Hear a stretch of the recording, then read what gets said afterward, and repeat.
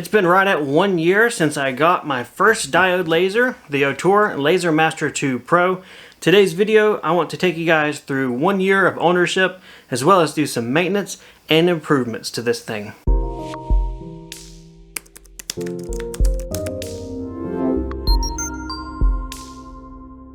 Hey everybody, my name is Sam and welcome back to Samcraft. That's right, it has been a year since I first got into the world of laser engravers and received the Ortur Laser Master 2 Pro. It is long overdue for some cleaning, possibly some maintenance, and definitely needs a new wasteboard. So I want to go ahead and take a little bit of time, bring you guys along, clean it up, let's see how it's handled the whole year of use, see my improvements, and we'll talk about my experiences overall. Real quick guys, as we get started in this video, I want to be very clear, very transparent. This is not a sponsored video. I'm not trying to sell you on this product. I'm just sharing my experiences of this machine in my shop, in use with my small business for the last year. I just want to make sure you guys understand that I'm not peddling something at you. I'm not making claims. I'm not being coerced or honestly even paid by anyone to do this video. This is purely me sharing experiences to help enrich the content of my channel, show more transparency of me as a maker, and possibly help you out if you're considering a laser engraver and wondering how long they really do hold up. So what you're seeing here is the actual enclosure that you could get for the Laser Master 2 Pro. This is the metal enclosure sold by Ortur and has been awesome. I have loved having this in use. It has not only been a great safety aspect to have the laser in operation and protect people in the shop, it is also great for keeping it relatively dust free, giving myself a more official dedicated space, and honestly saved the laser from getting hit from a few things here and there as objects fly rogue throughout my shop or fall off of shelves. The first thing I want to do pertains to the enclosure, and that is remove the old wasteboard I have down here and also remove the metal plate on the bottom of the enclosure. The metal plate is there for cutting reasons and to keep you from setting things on fire, but it does not have any real rigidity or source of strength to it. I'm going to mount this enclosure on a sheet of plywood because I only do engraving with this machine. I don't do any kind of cuts on thin plywood or material, and I'm not worried about setting it on fire. That being said, there's always a possibility of setting it on fire. I never leave this unattended. I just don't think I personally need the metal anymore.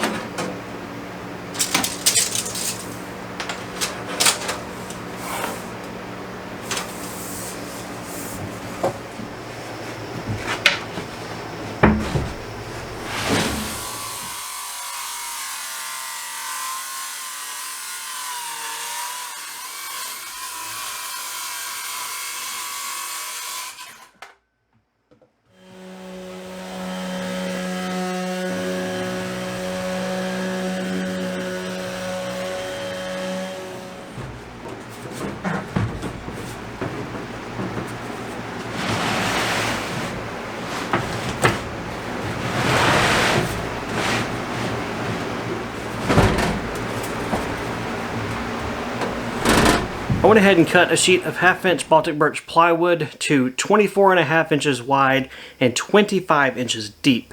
This gives me plenty of mounting space to attach the actual enclosure itself to the board while still supporting it left, right, center, everything, and not having it be too large to where it takes up more space than it needs to. Before I go ahead and mount the enclosure to the plywood, I want to take advantage of having easy access to the bottom side of the laser. Go ahead and get some alcohol and some Q-tip cotton swabs, clean the actual laser lens itself, clean anything else that looks gunky, and this is also a great time, if I had an air compressor, to blow it out and clean all the dust out. I gave away my air compressor as a part of moving my workshop here to the new state we live in now, and I haven't yet got one. So I'm going to have to kind of dust it where I can and keep my fingers crossed the air compressor fairy comes to visit me soon. I'm also going to take the time to take a look at all of the V-wheels, make sure they are tight, nothing is loose, and basically check everything that I can while I have easy access to the underside. So I've got some basic alcohol swabs here. I'm going to wrap it around the end of a cotton swab and just take and clean the inside of the lens here, kind of twisting and then pull it out. Wow, that is surprisingly clean. That is very, very clean, considering I have never cleaned the lens and I don't use an air assist. That is really, really surprising. Very cool to see, actually. I was really worried that it was going to be gunked up really bad. But that is just spotless. So, good. I'll go ahead and wipe the underside here with the alcohol swab a little bit. Try and wipe off the dust. This is kind of a futile game here because it's going to get dusty again. But while I'm here, might as well try and do as much as I can. I'm also going to check the V-wheels. Make sure they're not loose, that they make good contact. They feel good there. Check the carriage, moving it back and forth this way. Nothing is loose. Still feels tight there, so that's nice. I'll check this V-wheel. That's good and tight. And then the top as well. Yeah, those all feel fine. Wow, that was entirely uneventful. The lens was not dirty, it was not clogged up, the V-wheels were not about to fall off, the timing belts or belts themselves are still fine, and yeah, a great testament to the construction of the machine, how it was assembled, how it was designed, and otherwise pretty boring content. So hey, I'll take this over problems and loosey-goosey wheels any day. The cool thing about this enclosure is it does have metal lips all the way around, left, right, front, and center, and that will be perfect points to drill some holes and attach screws to attach it to the plywood. I might as well get my drill and pre-drill some holes on the metal while it's here up in the air. Again, making use of the access while I have it. Once I have the holes drilled, I'll set it back down on the plywood and we'll attach it with some small screws. Whatever I can find. It's not going to be a high stress environment. It's not going to be forced to any major kind of G forces. It just needs to hold everything together, stable, and not let anything move around.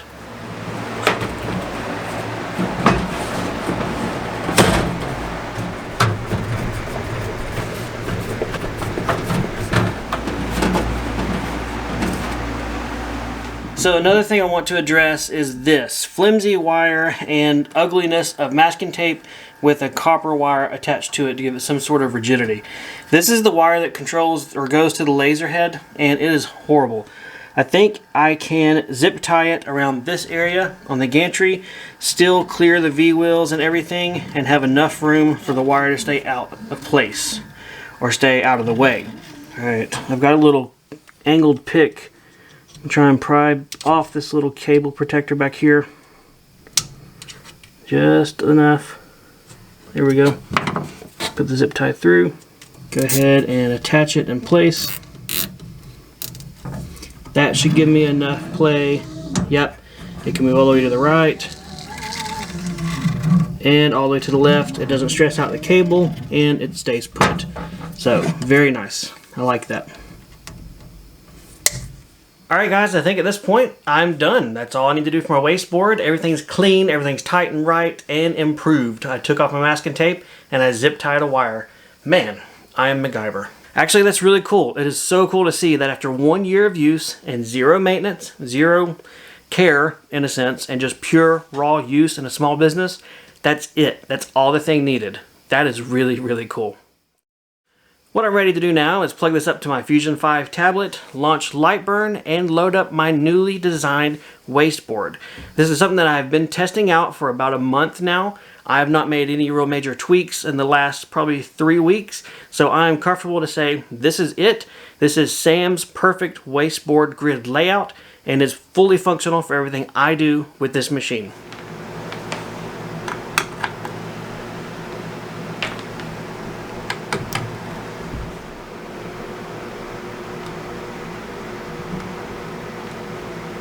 Alright, as my tablet is booting up, that is a Fusion 5 tablet, by the way, link to it down below.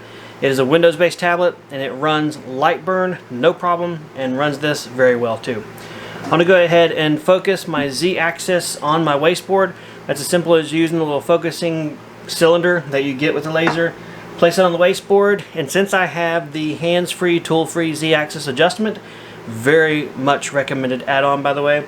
It is very simple just to twist it, left to lower, right to raise, and get it right at that sweet spot and perfectly focused on my Wasteboard. The Fusion 5 tablet is good, but it is not a powerhouse. It is slow to load the program, kind of slow to load the files, but it does run things fine. I have plans to actually put a dedicated shop PC out here because I want to be able to control more than one laser by more than one Lightburn session at a time. This one just won't handle that. The dedicated computer will handle that much better, and so it's something that I'm going to be bringing into my future probably the next week or so. That doesn't mean the Fusion 5 tablet will go away. It's going to get moved back over to the CNC and just become the dedicated CNC controller from there. Now we'll go ahead and turn on the laser.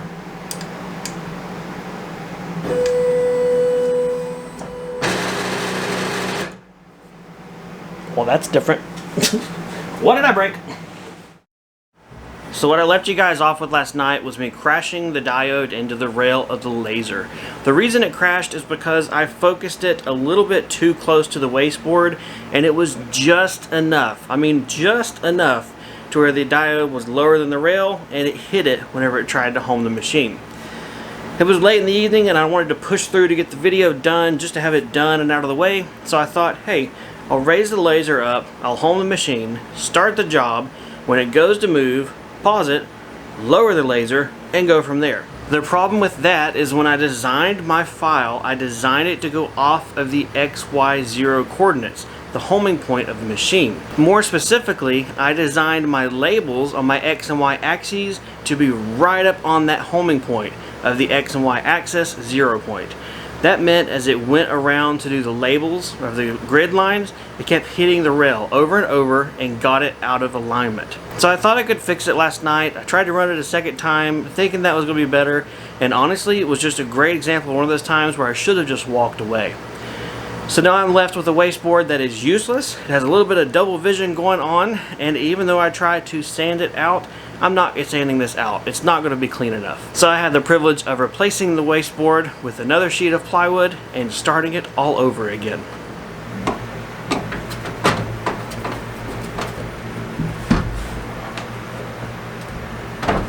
So I can hear some of you guys out there saying, Sam, just take your board and flip it over. Don't cut another sheet. That would work great, except this has already been recycled. This is when I very foolishly did some cut tests on top of this and learned the hard way that day that you don't want to do that if you ever want to use your plywood again. So this one has lived its life. I'm still going to keep it. I'll use it for something else, but just not something that's so front and center in my workshop and my videos.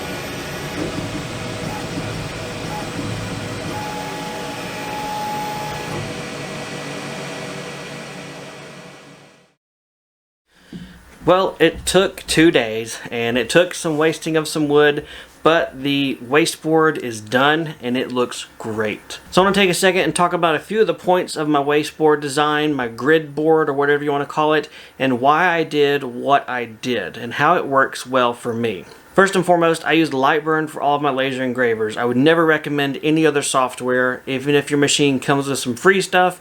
If it has the option to connect and run Lightburn, do it. You're going to love it. You're going to have an enormous amount of community support, help, and just it's the industry standard for laser engravers of this size. So while I have the file that I've created to actually burn the wasteboard, this file will now get converted into a template that I will design pretty much everything on top of here forward. This is hands down the #1 thing that helps with batch production and just ease of use with the machine.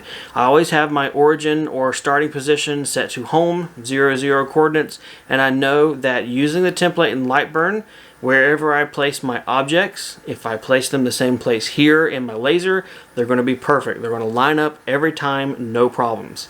This definitely saves a lot of the guesswork, a lot of the human error or just issues, and will definitely save you from ruining a lot of your product when fulfilling orders or just making things in general. I do a lot of slate drink coasters, both in round and square sizes, so that is why I chose to do the round and square outlines on my wasteboard.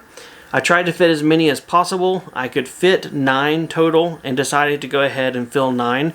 Yes, it is an odd number. If you think of drink coasters, they're usually sold in sets of 4, 6, 8, something like that. And having 9 is kind of weird, but I'd rather have the option to use 9 than have the empty space or not have the option later on. I also needed a grid board. I decided to do on 1-inch centers and line them up on the 0.5 X and Y axes so that it's not dead set on my homing points. Likewise, to make things easier to know where exactly these grids are on my template and in real life, I added the numerical indicators on the X and Y axes, and it's very easy to line something up in Lightburn at my, let's say, 7.5, 7.5 origin. Come here and know exactly where to place the object for likewise 7.5, 7.5 origin. It's also beneficial for engraving utensils or odd-shaped items. If you know that you want it to start at a certain coordinates, it's easy to build that in your template in Lightburn and then replicate it here on the machine. You can easily set your origin point as need be, line it up to the grid, and you have your visual reference points and markers to know this is where it's going to be. This is where it is. It makes things a lot easier and really saves a lot of hassle and trouble for you. As with all my other grid boards that I've shown on my channel, this one is available to purchase if you would like to help support me, kind of give me a little bit of a thanks for designing it, putting it through its paces, and making the video for you guys. If you don't have an Ortur LaserMaster 2 Pro, but your machine is of similar size, it may work for you, but I can't guarantee it. But at the same token, if you're familiar with Lightburn, this could definitely get you started, get your gears rolling, and if nothing else, have the basis down pat for you to take and run and make your own custom one for your engraver. So 1 year later with the Ortur, what do I really think about it? Honestly, it's been a great machine for me. It's been a machine that I originally received from a company to make a video on, and I thought, cool, we'll give it a try. But it actually changed my small business and allowed me to open up a whole new avenue of products to sell, things to make, and income to bring into my business and shop. That's awesome. Now that's not specific to the Ortur. This is not the only laser engraver out there, and no doubt if you're watching this video or have been anywhere in the past year around makers, you will have seen there are thousands and thousands of different models, different styles, different companies, and everyone says they're the best. No doubt in the last year since I've gotten the Ortur LaserMaster 2 Pro, the technology, the offerings, and the options out there have exploded. I would not say that this is a top-of-the-line machine anymore by today's standards, but it is still working a year later after hard, continuous, constant use, and that has got to amount for something. I know I get the question as far as what laser do I have in the machine, because not long after receiving this one, Ortur changed it up and added all different options. This is the one that came with the machine before they started changing things. It is the LU2-4 diode and has worked great for me. That being said, remember, I don't cut with this machine, I only engrave. So the different lasers they've come out with and how diode machines are starting to step up into the world of cutting doesn't really apply to me with this machine and how I use it. I think honestly the fact that I've been able to use the machine for over a year without any issues, zero maintenance, and that when I went to clean this and really tune it up, there was nothing to do, speaks volumes to the quality and the abilities of the machine. I don't want it to sound like I think Ortur is the end-all be-all and the only company and brand out there that makes something good. This is just me sharing my opinion and letting you guys know I've been happy with the machine.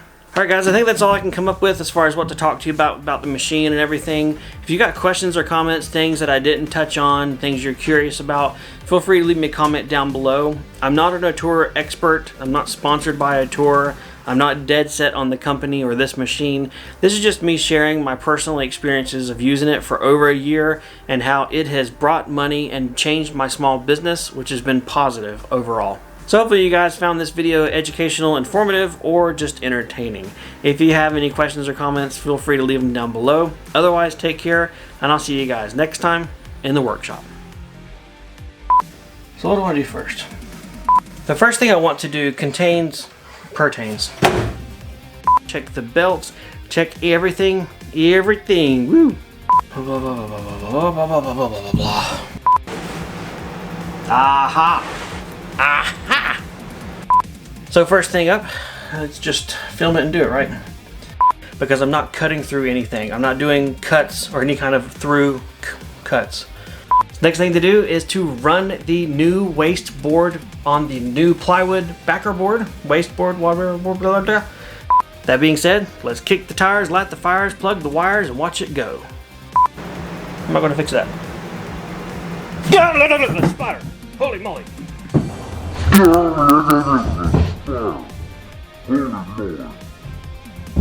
In the workshop. Alright, Ortur. Time for you to get to work making me some money.